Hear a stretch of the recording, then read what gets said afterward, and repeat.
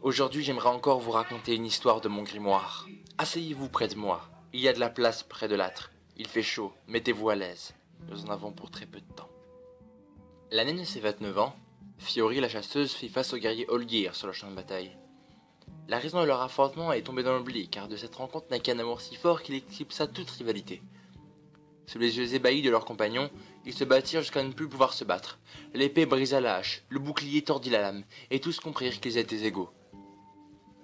Comme l'aigle trouve ses partenaires, Fiori trouva en Olgir l'âme sœur, et leur union apporta la paix au clan de la forêt. Mais comme la chaleur de l'été fait toujours place au froid de l'hiver, cette paix ne pouvait durer. Le serpent se glissa jusqu'à Olgir et le piqua, mêlant ce venin au sang du guerrier. Une baleine nageait au loin lorsque Fiori arriva au sommet des montagnes enneigées surplombant la côte.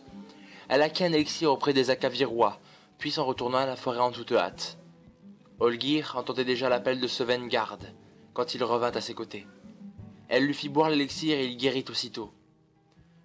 Mais le serpent piqua Fiori lorsque la dernière goutte du remède tomba dans la bouche d'Olgir. Épuisée par son long voyage, elle rejoignit immédiatement ses ancêtres.